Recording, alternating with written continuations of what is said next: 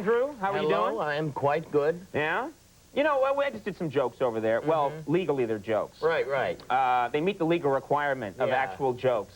You sort of say them in that rhythm that's like, well, blah, blah, blah, and blah, blah, blah. And, Right, you know, right. So that's a joke. I just wrote a joke right there. Exactly. In fact, tomorrow night I'm doing that joke. Oh, really? Yeah, I'm going out there and a blah, blah, blah, and a blah, blah, blah. But, you know, we do a lot of them. We do a lot of jokes on this show all throughout the... And we do a high-volume business. We do... You know, we're pumping out here 5 shows a week, right? That's a lot of television. Right. And that's a lot of jokes to have to do. And, you know, we try to mix things up. We try and do different kinds of jokes. But to be honest, let's face it, there are some subjects that we end up going back to time and time again. And, you know, not just us, but all the talk shows. Absolutely. You know, Kate Moss being thin or Al Gore being stiff, you know, those kind of jokes. Kevorkian killing people. Exactly. You know, that kind of thing. Right, right. Or assisting them killing themselves. Yeah, thank you. Sorry. Somewhere an NBC lawyer is rubbing his stomach contentedly, yeah. Well, anyway, I don't know if any of you saw the paper today, but for us, in the talk show business, it was an absolute nightmare. There was just one bit of bad news after another. Bad news for us, that is. Right. Because all of our favorite targets, well, we're not going to be able to make fun of them anymore. Just in one, you know, one newspaper issue. Wow. It's incredible.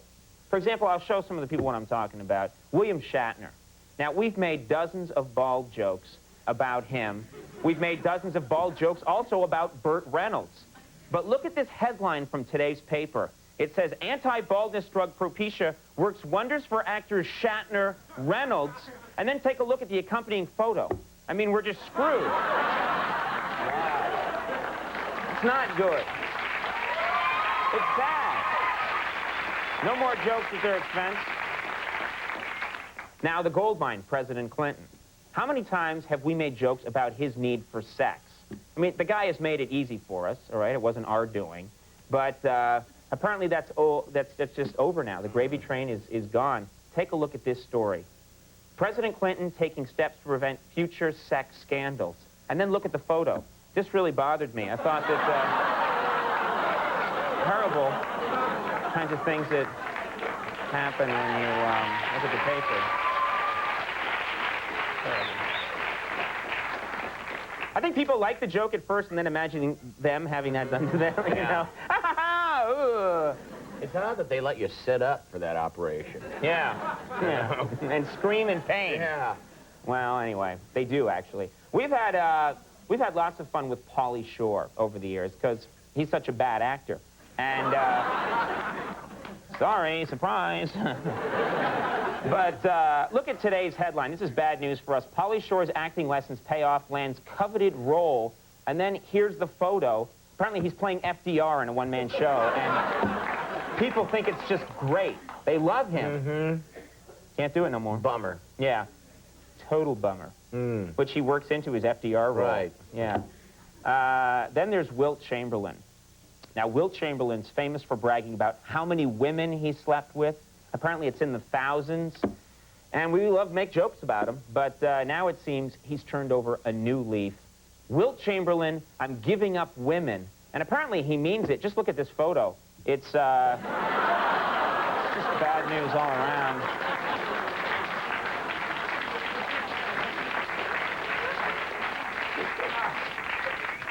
They seem happy. Yeah, they look very happy. We mustn't judge. Ever since she's left Cheers, Shelley Long's career has been in serious decline. I mean, sure, she's made a couple of movies, but for the most part, she's been practically invisible, and we've taken our shots at her. But that all changed today. She's back in the news. Shelley Long back in the national spotlight, and look at this photo. I mean, it's terrible. I don't know what we're gonna do. Oh, Shelley. Shelley, why? Why? Then there's Bob Barker. Who can forget Bob Barker? I can't. You can't forget Bob Barker? I cannot. Have you tried to forget Bob Barker? Are you kidding? All that money on therapy? No? Still there in your mind? Still there. Well, his campaign to have all dogs and cats spayed or neutered has made him the butt of countless jokes, not just on this show, but on every show. Yeah. But now he's changed his tune. Bob Barker drops national neutering campaign. Now he's breeding dogs and cats. And they actually have a photo of this happening. Take a look. We were amazed.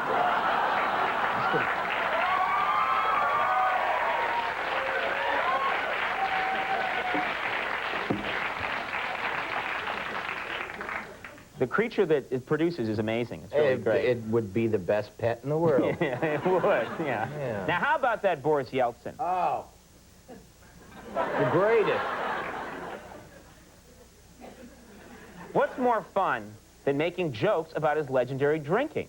You know? He's boozy. He's a boozy old dude. Yeah. The guy likes to drink, and, well, anyway, apparently now that's over, too. We can't make those jokes anymore. President Yeltsin gives up alcohol, vows to change lifestyle. And here's the photo.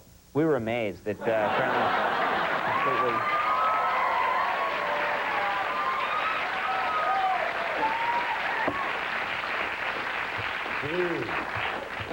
Most tubular. Dude. And finally, Michael Jackson. Now, let's face it, where would any show be without that incredible weirdo?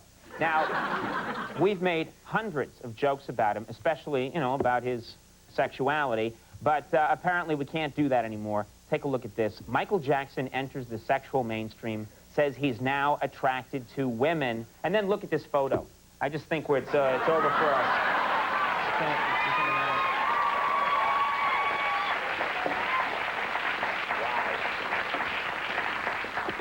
A bad day for us, but a good day for mankind. Absolutely. All right, we're going to take a break. When we come back, I believe one of the goofiest men in television broadcasting is going to be on the program. I'm talking about the one, and we hope the only, Al Roker. So stick around for him.